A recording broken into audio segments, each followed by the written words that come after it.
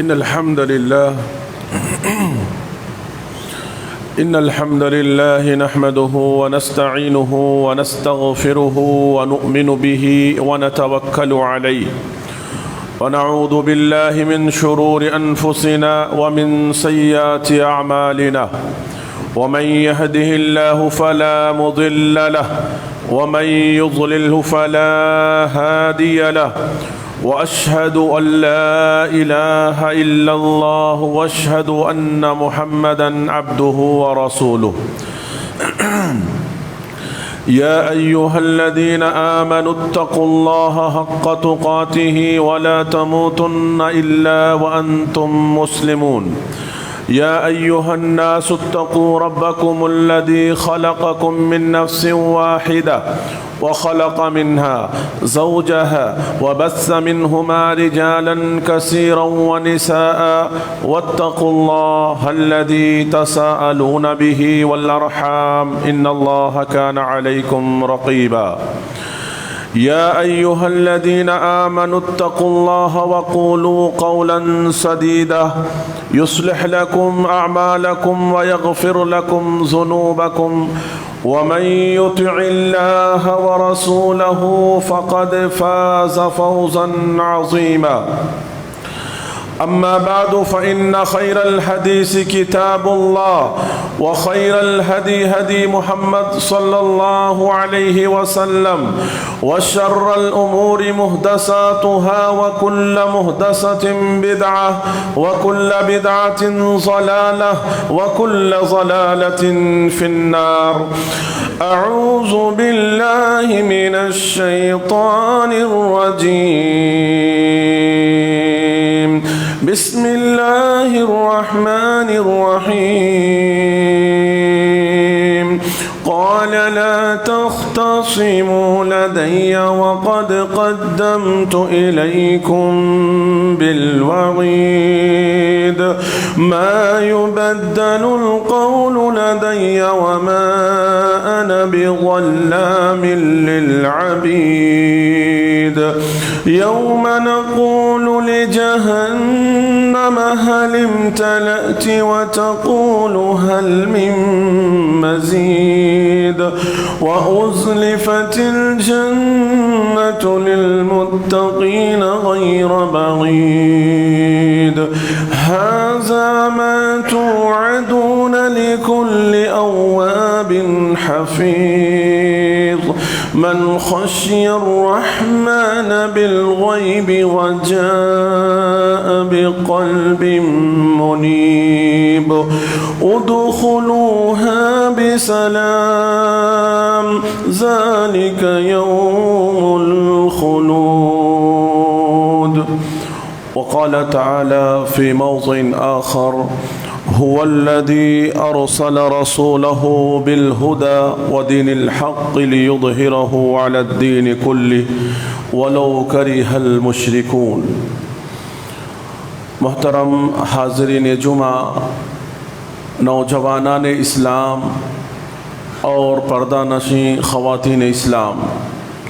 हर तरह की हम्दो सना बुज़ुर्गी बड़ाई किबरियाई उस अल्लाह वहदहु ला शरीक के लिए लायक़ व ज़ेबा है जो इस कायनात के अंदर तमाम तर इबादतों का अकेला मुस्तहिक़ है अपने मखलूक का। उसके बाद तमाम अंबिया किराम पर दरूद व सलाम हो, बिलखुसूस हमारे और आपके आखिरी नबी पर सल्लल्लाहु अला नबीना मुहम्मद व आलिहि व अस्हाबिहि अजमईन। मोहतरम हाज़रीन जुमा, अल्लाह के फ़ज़ल और उसकी तौफ़ीक़ से मैं आप हज़रात के सामने कुछ कहने के लिए ख़ुतबे जुमा की शक्ल में आपके सामने खड़ा हुआ हूँ। वो मौज़ू है अल्लाह के रसूल सल्लल्लाहु अलैहि वसल्लम के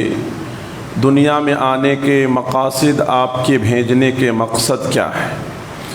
इन चीज़ों के बारे में हम इंशाअल्लाह जानने की कोशिश करेंगे। इससे पहले ख़ुतबे जुमा में आपके सामने अल्लाह के रसूल सल्लल्लाहु अलैहि वसल्लम की वफ़ात के ताल्लुक़ से बातें बयान की गई थी। आज आपके सामने آپ صلی اللہ علیہ وسلم کے آنے کے مقصد کیا ہیں، آپ کے مقاصد کیا ہیں، اللہ نے کیا ذمہ داریاں آپ کو دے کر کے بھیجی تھی۔ امت کو ان ذمہ داریوں سے باخبر کرانا، امت کو ان ذمہ داریوں سے آگاہ ہونا، یہ ہمارے اور آپ کے لیے ضروری ہے۔ اللہ سے دعا ہے کہ رب العالمین جو بات کہی جا رہی ہے، کہنے سننے والے کو عمل کی اللہ توفیق نصیب فرما، آمین۔ محترم حضرات، ہم اور آپ اس بات کو اچھی طرح سے جان رہے ہیں کہ یہ مہینہ جو ہے ماہ ربیع الاول کا مہینہ چل رہا ہے، اور اس مہینے کے اندر عموماً لوگوں کے درمیان جو وعظ اور نصیحتیں کرنے والے علماء ہیں، اکثریت اللہ کے رسول صلی اللہ علیہ وسلم کے مناقب کا ذکر کرتے ہیں، آپ کے معجزات کا ذکر کیا جاتا ہے، آپ کے شمائل، آپ کے خصائص و خصوصیات، ان تمام چیزوں کا ذکر کیا جاتا ہے، اور بہت ساری محفلوں کے اندر اللہ کے رسول صلی اللہ علیہ وسلم کی شان میں اس قدر گستاخیاں، یعنی ایسے الفاظ اور ایسی باتیں کی جاتی ہیں جس کا کوئی سند سے تعلق نہیں، یعنی موضوع اور من گھڑت روایات ہیں جو عوام کے درمیان پھیلایا جاتا ہے، اور جو حقیقت ہے وہ حقیقت لوگوں کے درمیان بیان نہیں کیا جاتا ہے۔ حقیقت آپ کا مقصد کیا تھا اس دنیا میں آنے کا، اس مقصد سے امت کو آگاہ کرنا، اس امت کی ذمہ داری کیا ہے، یہ تمام کی تمام چیزیں بتلانا، ان تمام چیزوں کو نظر انداز کر دیا جاتا ہے۔ وعظ کرنے والے، نصیحت کرنے والے، خطبہ دینے والے، لوگوں کے درمیان تقریر کرنے والے ان تمام چیزوں کو بیان ہی نہیں کرتے، جبکہ ضرورت تو یہ ہے کہ ان تمام چیزوں کو بیان کیا جائے۔ اور آپ نے دیکھا،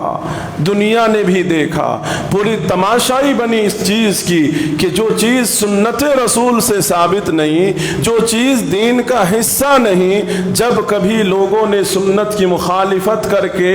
جب کبھی بدعت و خرافات کی شکل میں جن کاموں کو بھی انجام دیا ہے، اس وقت مسلمان ذلیل ہوئے ہیں، رسوا ہوئے ہیں، دنیا کے لوگوں کی ہنسنے کا بہانہ اور ذریعہ بنے ہیں۔ آپ نے دیکھا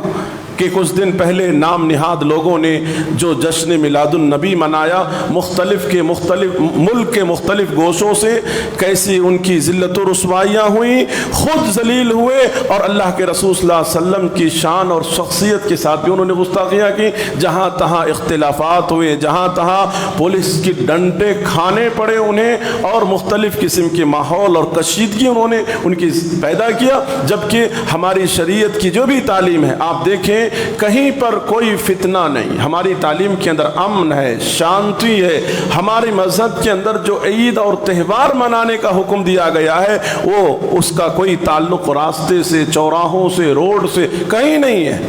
شانتی پر جو بھی ہماری عبادتیں ہوتی ہیں، تمام کی تمام چیزیں، تو یہ تمام چیزیں نصیحت ہیں ان لوگوں کے لیے جو اللہ اور اس کے رسول صلی اللہ علیہ وسلم کی مخالفت کر کے اپنے آپ کو یہ سمجھتے ہیں کہ ہم نے سنت کا بہت بڑا حصہ ادا کر دیا، یا سنت پہ ہم نے بہت بڑا عمل کر لیا۔ میرے بھائیو، یہ سنت پہ عمل نہیں کیا، بلکہ اپنے آپ کو جہنم میں لے جانے والے اعمال کی طرف تم نے اپنے آپ کو ڈھکیلا ہے۔ تو میرے بھائیو، میں نے ابھی آپ کے سامنے سب سے پہلے سورہ صف کی جو آیت کریمہ بیان کی ہے، اللہ تبارک و تعالی نے آپ کا مقصد بیان کیا اس آیت کے اندر۔ اللہ نے کہا هو الذی ارسل رسولہ،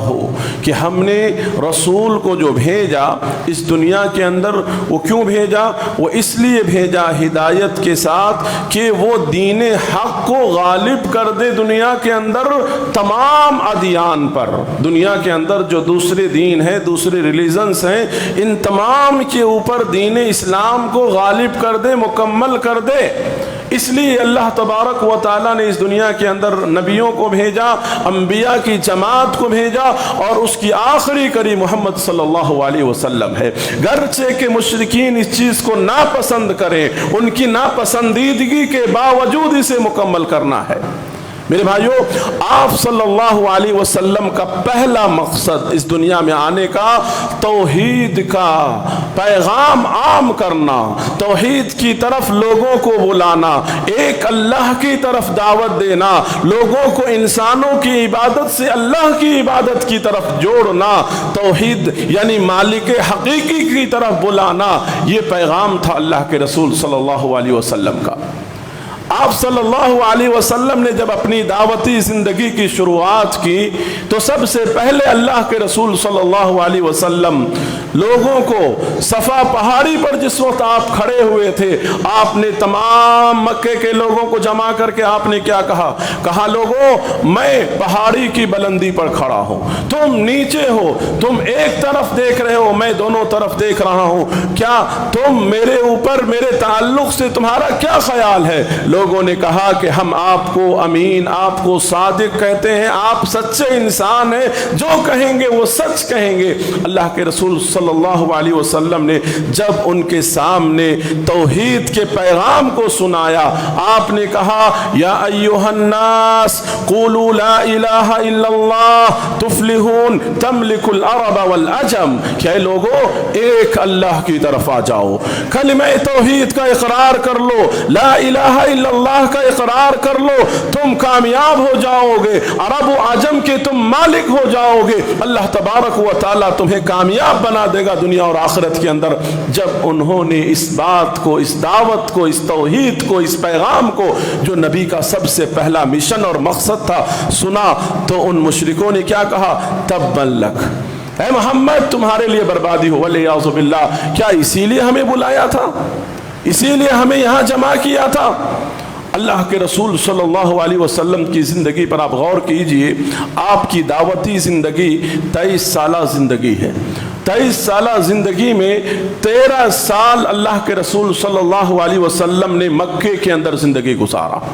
مکے کے اندر اللہ کے رسول صلی اللہ علیہ وسلم نے 13 سال تک جو پیغام آپ نے پہلے دن صفا پہاڑی پر لوگوں کو سنایا تھا، 13 سال تک اسی صدا کو، اسی آواز کو، اسی پیغام کو اللہ کے رسول صلی اللہ علیہ وسلم دہراتے رہے، لا الہ الا اللہ کی طرف آ جاؤ، توحید کی طرف آ جاؤ۔ 13 سال تک اللہ کے رسول صلی اللہ علیہ وسلم نے اس پیغام کو دہرایا۔ میرے بھائیو، اللہ کے رسول کی زندگی کا سب سے بڑا مقصد،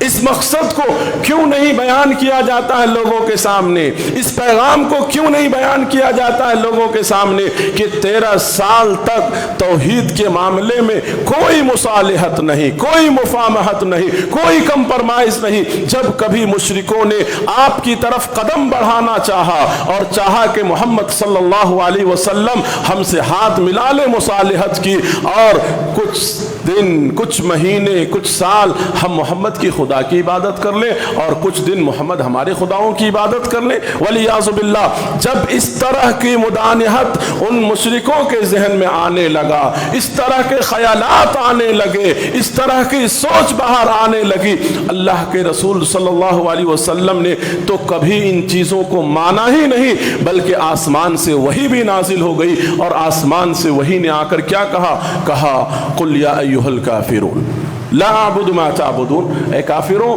تم نے کیا سوچ رکھا ہے، کیا سمجھ رکھا ہے، یہ کبھی ممکن ہو نہیں سکتا ہے کہ توحید کے معاملے میں تم سے مصالحت اور مفاہمت اور کمپرمائز کیا جائے۔ تو آپ دیکھیے اللہ کے رسول صلی اللہ علیہ وسلم کی مکے کی 13 سالہ زندگی، 13 سال کی زندگی میں بہت ساری چیزوں کو برداشت کیا گیا وقتی طور پر۔ معلوم ہے آپ کو، مکے کے اندر لوگ شراب پیتے تھے، بعض لوگ جو مومن تھے وہ لوگ بھی شراب پیتے تھے، کیونکہ شراب کی حرمت نہیں آئی تھی، شراب پیتے تھے۔ مکے کے اندر آپ دیکھیے سود خوری یعنی انٹرسٹ اس کا جائز تھا، نظام سسٹم اس کو برداشت کیا گیا۔ یعنی مکے کے اندر بہت ساری ایسی چیزیں جس کو برداشت کیا گیا وقتی طور پر، لیکن توحید کے معاملے میں کوئی مدانحت برداشت نہیں کی گئی۔ نہ اللہ کے رسول صلی اللہ علیہ وسلم نے برداشت کیا، اور نہ آپ سے پہلے جتنے انبیاء اس دنیا کے اندر آئے کبھی کسی نبی نے اس توحید کے معاملے میں قوم کے لوگوں سے مفاہمت کیا ہوگا۔ اللہ تبارک و تعالیٰ نے قرآن مجید کے اندر کہا وَلَقَدْ بَعَثْنَا فِي كُلِّ أُمَّةٍ رَسُولًا کہ ہم نے جو اس دنیا میں نبیوں کو رسولوں کو بھیجا اس کا مقصد کیا تھا؟ ایک اللہ کی طرف آنا، ایک اللہ کی طرف بلانا۔ اس لیے سارے لوگوں نے کہا، سارے نبیوں نے کہا ان اعبدوا اللہ، ان اعبدوا اللہ، لوگوں ایک اللہ کی عبادت کرو۔ یعنی اس دنیا کے اندر جتنے پیغمبر آئے سارے پیغمبر کیا تھے؟ آپس میں اللہتی بھائی تھے۔ اللہ کے رسول صلی اللہ علیہ وسلم نے کہا کہ سارے پیغمبر کیا تھے؟ اللہتی بھائی۔ اللہتی بھائی کس کو کہتے ہیں؟ اب دیکھیے بھائی دو طرح کے ہوتے ہیں، جو سگا بھائی یعنی ایک ہی ماں اور ایک ہی باپ، اس کو شقیق کہتے ہیں عربی زبان کے اندر، شقیقن سگے بھائی کو کہا جاتا۔ اللہتی کا مطلب یہ ہوتا ہے باپ ایک اور ماں الگ۔ کسی آدمی کی 2 شادی ہو، 3 شادی ہو، تو ایک شادی یعنی آدمی جو 2-3 شادیاں کرتا ہے تو اس کی بیویاں الگ الگ ہوتی ہیں لیکن سب کے باپ ایک ہوتا ہے، اس کو کیا کہا جاتا؟ اللہتی۔ اسی طرح پیغمبر آپس میں اللہتی بھائی، یعنی ان کی شریعتیں بدلتی رہیں لیکن دین کبھی نہیں بدلا، پیغام جو توحید کا پیغام تھا وہ کبھی نہیں بدلا۔ اب دیکھیے نوح علیہ السلام کی شریعت ایک تھی، موسیٰ علیہ السلام کی شریعت ایک تھی، لوط علیہ السلام کی شریعت ایک تھی، آخری نبی محمد صلی اللہ علیہ وسلم کی شریعت ایک ہے۔ شریعت کے کچھ معاملات، کچھ احکامات، کچھ باتیں تبدیل ہوتی رہی۔ جو شریعت نوح علیہ السلام کی تھی وہ شریعت ہماری نہیں ہے۔ نوح علیہ السلام کی شریعت میں کیا تھا؟ ایک مومن مشرکہ عورت سے نکاح کر سکتا ہے، کافرہ عورت سے نکاح کر سکتا ہے، تبھی تو نوح علیہ السلام کی بیوی کافرہ تھی۔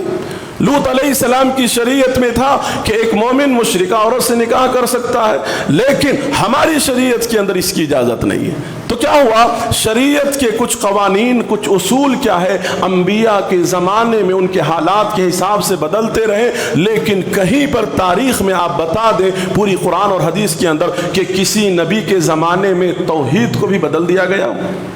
توحید کی بنیاد اس کائنات کی بنیاد ہے، اسی پر اللہ تعالیٰ نے اس کائنات کا نظام رکھا ہے، اور اتنا عظیم مقصد اللہ تعالیٰ نے نبی کریم صلی اللہ علیہ وسلم کو دے کر کے بھیجا۔ میرے بھائیو، یہی وجہ ہے کہ اللہ کے رسول صلی اللہ علیہ وسلم نے کیا کہا کہ قیامت اس وقت تک قائم نہیں ہوگی جب تک اس دنیا کے اندر، اس دھرتی پر اللہ کے بندوں میں سے اللہ کے بندے یعنی اللہ کا نام لینے والے ہوں گے، اللہ اللہ اللہ کہنے والے ہوں گے،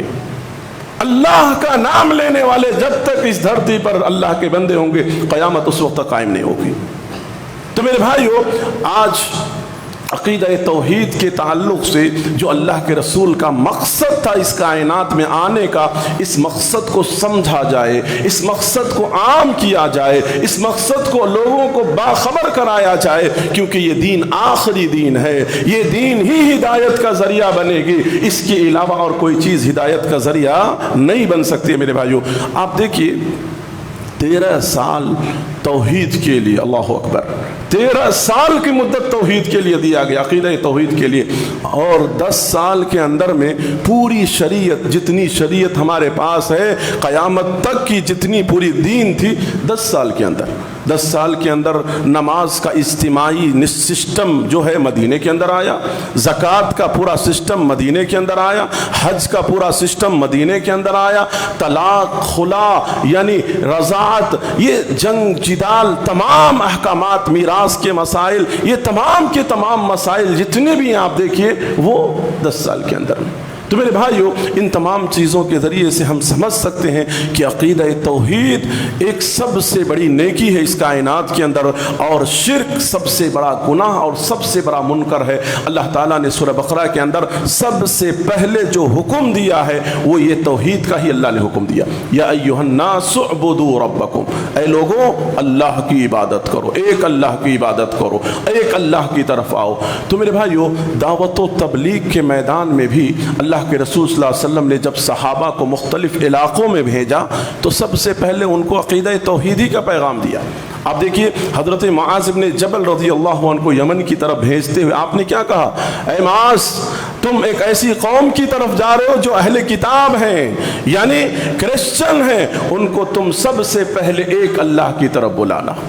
آج بڑے افسوس کے ساتھ کہنا پڑتا ہے کہ ہمارے سماج، ہمارے معاشرے کے اندر بہت سارے لوگ دین کا کام کر رہے ہیں الحمدللہ، لیکن لوگوں کو نماز کی طرف نمازی بنا رہے ہیں، نماز کی طرف بلا رہے ہیں، لیکن کبھی ان کے عقیدے کی فکر کیا انہوں نے؟ ہاتھ میں تعویذ ہے، گلے میں تعویذ ہے، چلو نماز پڑھو۔ وہ نماز کیسے قبول ہوگی؟ وہ نماز اسے کیسے نجات دے گی جس کے دل میں شرک ہے، جس کے دل میں غیر اللہ کی محبت ہے، جس کے دل میں غیر اللہ کا ڈر ہے میرے بھائیوں، جس کا دل قبروں سے، مزاروں سے، اولیاءوں سے لگا ہوا ہے، اٹکا ہوا ہے، وہ نماز پڑھ کے بھی وہ نماز کس کام کی ہے میرے بھائیوں؟ ذرا بتاؤ۔ لوگوں کو نمازی بنانا مقصد نہیں ہے، پہلے ان کے عقیدے کی اصلاح کرو،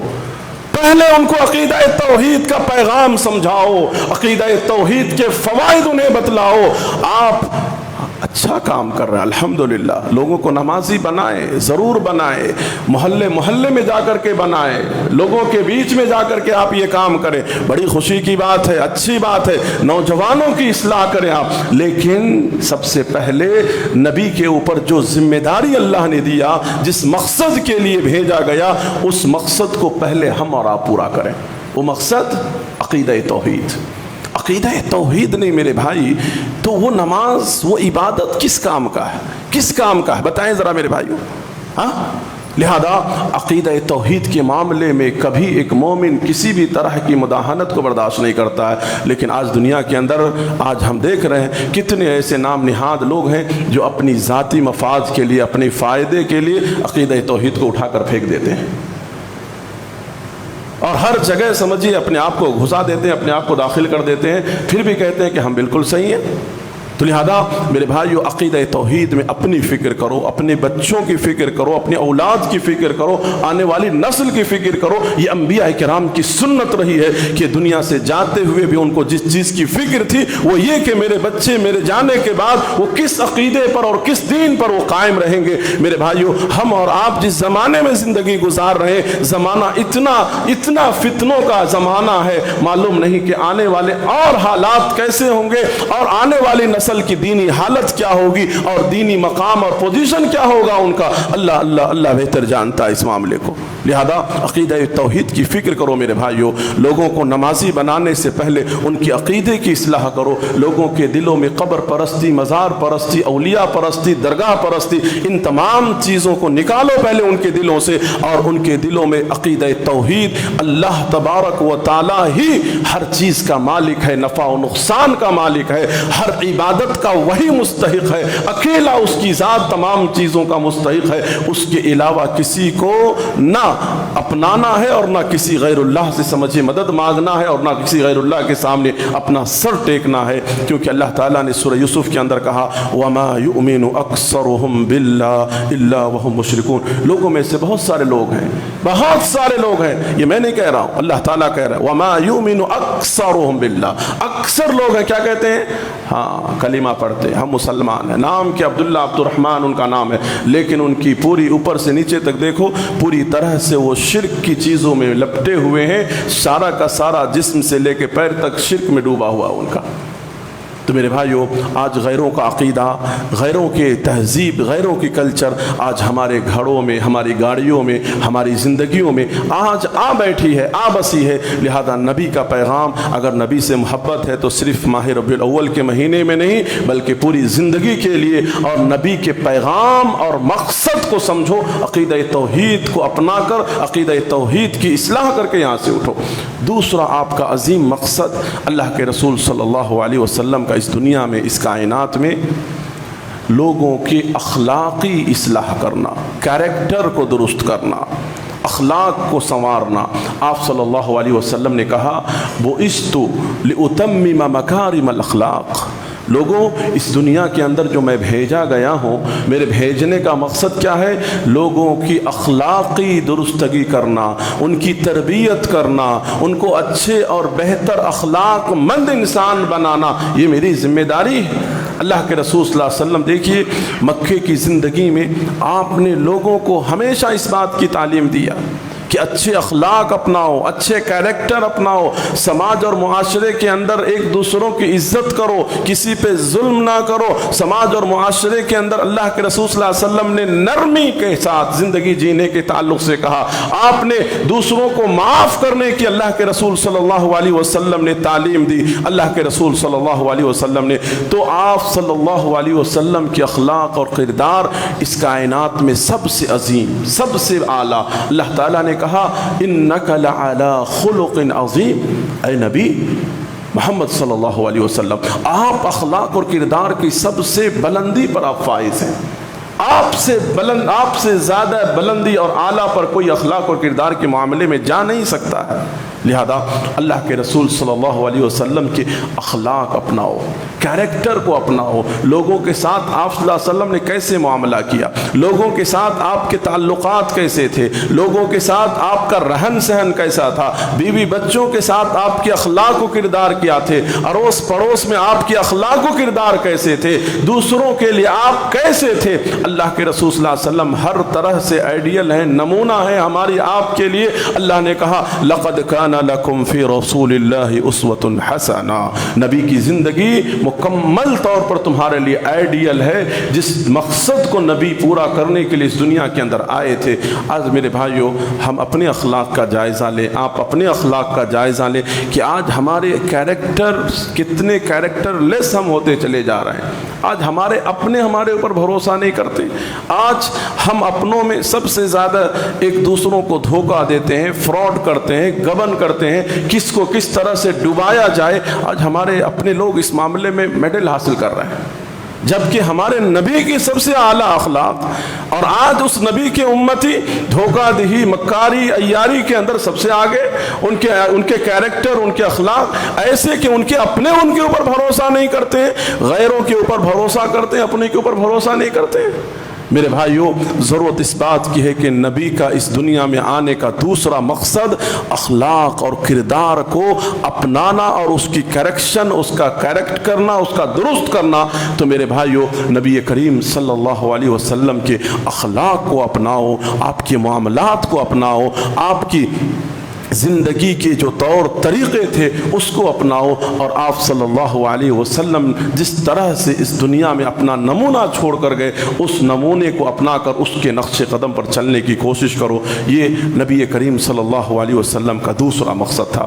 اللہ کے رسول صلی اللہ علیہ وسلم کے اس کائنات میں آنے کا جو تیسرا مقصد تھا، مقصد تو بہت ہے، یہ موضوع بہت لمبا ہے، لیکن میں پوائنٹ کی شکل میں چند ایک جو ہمارے آپ کے لیے بہت ضروری ہے اور ہر ایک کی نگاہیں اور ضرورت ہوتی ہے، اس لحاظ سے میں ان چیزوں کا ذکر کر رہا ہوں۔ تیسری بات جو اللہ کے رسول صلی اللہ علیہ وسلم کی اس کائنات میں آنے کا تھا وہ یہ ہے کہ عدل و انصاف کو قائم کرنا،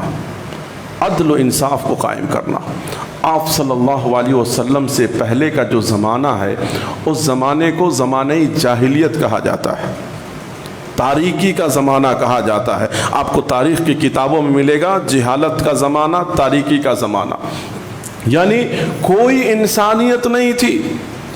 ہر ایک طاقتور اپنے کمزور پہ ظلم کیا کرتا تھا،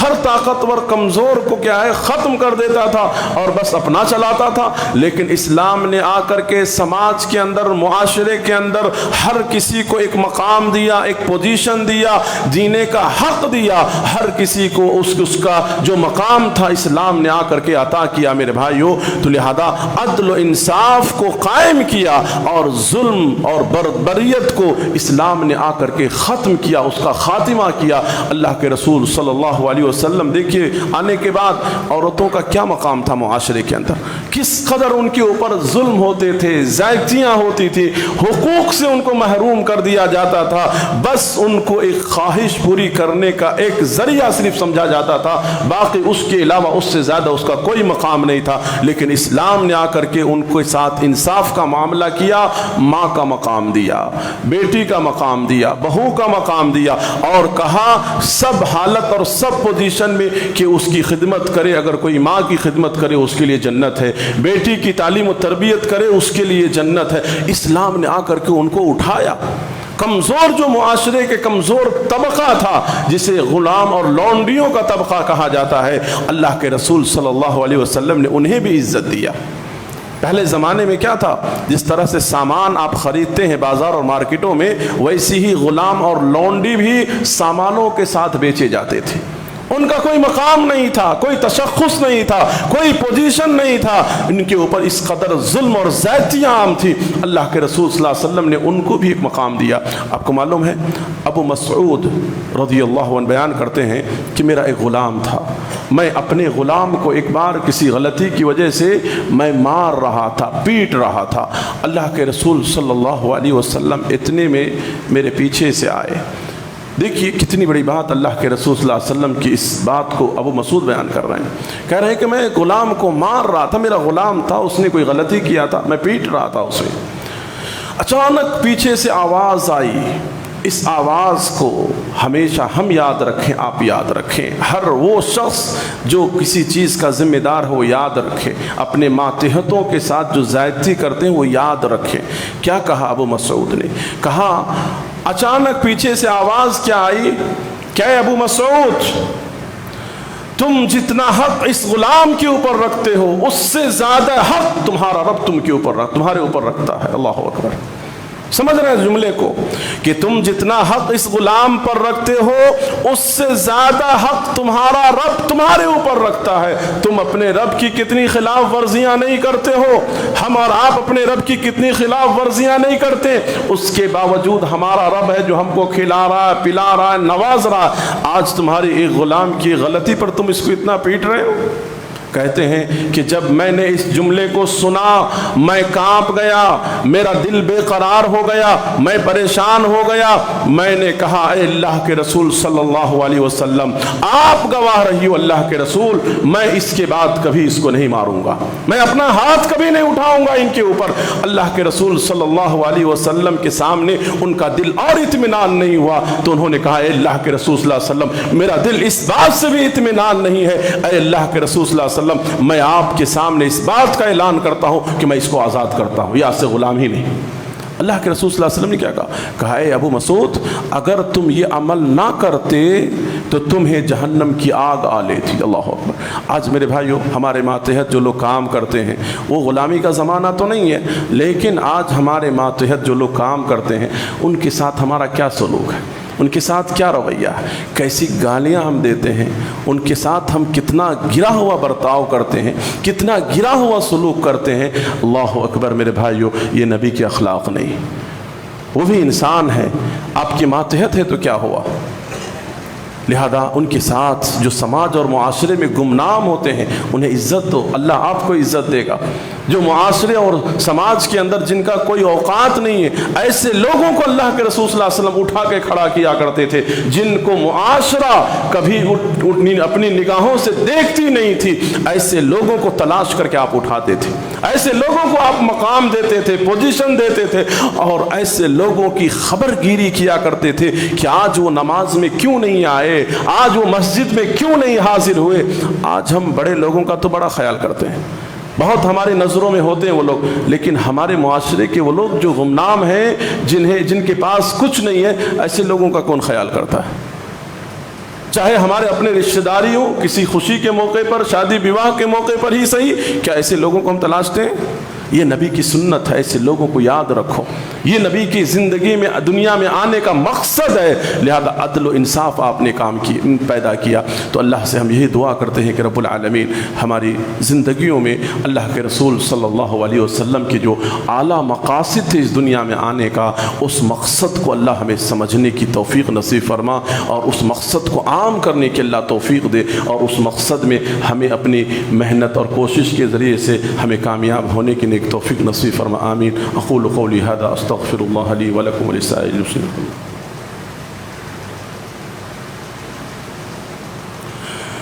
الحمد لله رب العالمين والعاقبة للمتقين والصلاة والسلام على رسوله الكريم،